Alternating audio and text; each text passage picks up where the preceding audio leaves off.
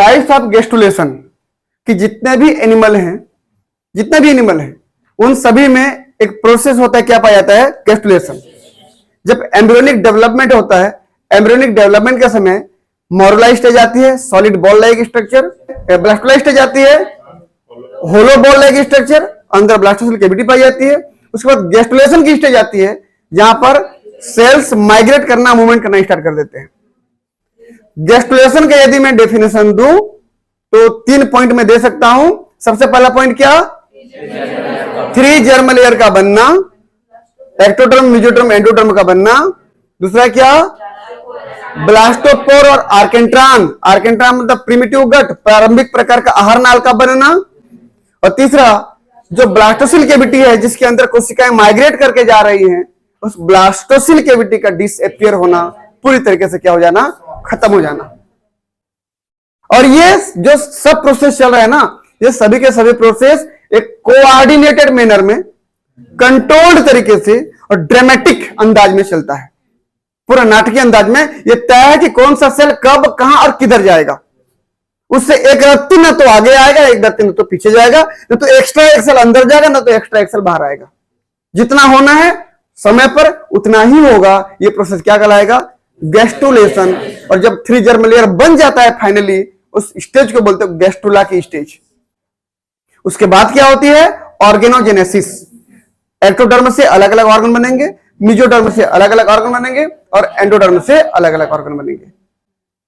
तो ये जो गेस्टुलेशन की प्रोसेस है, ये 5 प्रोसेस में पूरा होती है। और सभी एनिमल में सभी प्रकार की 5 प्रोसेस होना ये जरूरी नहीं है। किसी में 3 प्रकार की प्रोसेस होगी, किसी में 4 प्रकार की हो सकता है, किसी में 5 प्रकार की हो, लेकिन सभी में 5 प्रकार की प्रोसेस पाए जाएं ये जरूरी नहीं होता है। सबसे पहला प्रोसेस क्या होता है? इनवेजिनेशन, दूसरा इन्वोल्यूशन, तीसरा डीलेमिनेशन, चौथा इनिग्रेशन या इमिग्रेशन और 5वां एपिबोलिन। सबसे पहले मैं बात कर रहा हूं किसकी? इनवेजिनेशन की। इनवेजिनेशन में क्या होता है कि जो ब्लास्टुला की स्टेज होती है, उस ब्लास्टुला की स्टेज की बाहर की जो सेल की लेयर होती है, अंदर की तरफ इनफोल्ड हो जाता है। उसको इंडेंटेशन या इनफोल्डिंग ऑफ द सेल कहा जाता है। ऐसा लगता है कि जैसे कोई प्लास्टिक का गेंद था, किसी बच्चे ने अपने दांत से चबा दिया, तो वो जो प्लास्टिक का गेंद अंदर की तरफ धंस गया, होल हुआ नहीं बोल रहा हूं, छेद हुआ नहीं बोल रहा हूं, अंदर जो धंस गया, इनफोल्ड हो गया, वो प्रोसेस वैसे ही दिखेगी जैसे इन्वेजिनेशन हो रहा है। समझ में आया ना? इससे क्या बनेगा हमेशा याद रखना? एंडोडर्म बनता है, आहार नाल बनता है ना, प्रिमिटिव गट जिसको बोलता था वो बनता है। तो एग्जांपल सी अर्चिन, एंडोडर्म। आप एम्फीबिया का भी एंडोडर्म कर लीजिए, एम्फीबिया का भी एंडोडर्म इससे बनता है। ठीक, एम्फीबियन ये एंडोडर्म था। अगला हमारे पास क्या है?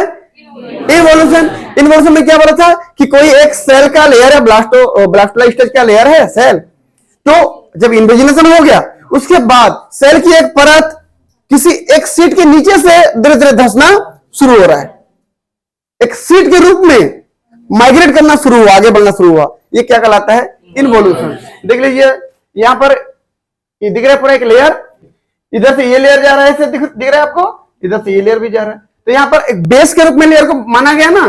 कौन सा लेयर को बेस माना गया बताइए? तो ये लेयर बेस लेयर हो गया, ये वाला। हाँ, उसके नीचे से एक शीट के रूप में एक लेयर जा रहा है। ये प्रोसेस क्या कहलाएगा? वो कहीं से भी हो सकता है, यहां से भी घुस सकता है ऐसा करके, यहां से भी।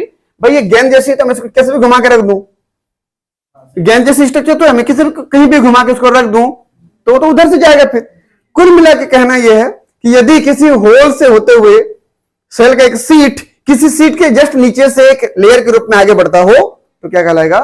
इन्वोल्यूशन। अगला हमारे एग्जांपल देख लीजिए क्या है? एम्फीबियन का मेसोडर्म।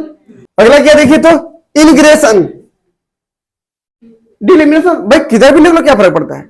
इनग्रेशन मतलब क्या होगा कि migration of cell in an individual या फिर ग्रुप के रूप में। ठीक, यहां पर देख लीजिए सेल जा रहा है, देखो ये हो सकता है सेल ये सिंगल सिंगल जा रहा है वैसे, ये हो सकता है ग्रुप में जा रहा हो। देखो दिख रहा है ना? ये क्या कहलाएगा? ये इनग्रेशन या इमिग्रेशन। इसको किस नाम से जानते हो? और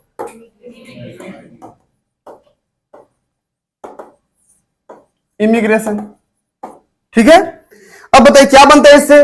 ड्रोसोफिला में न्यूरोब्लास्ट बोला था याद रखने के लिए, और सी अर्चिन में मेसोडर्म। आगे बढ़ते हैं, अगला डीलेमिनेशन।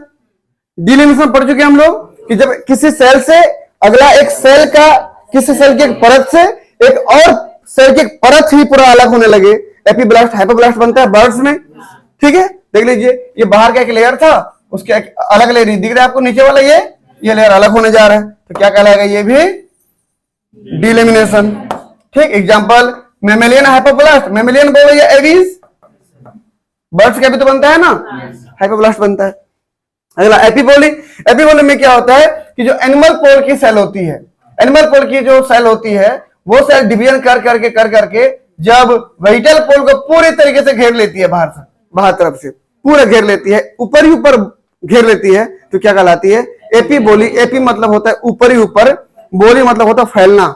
सेल जब ऊपर ही ऊपर स्प्रेडिंग होती है, फैलती है, थिनिंग होती है, पतला होता है, तो क्या कहलाता है, वो एपीबोली।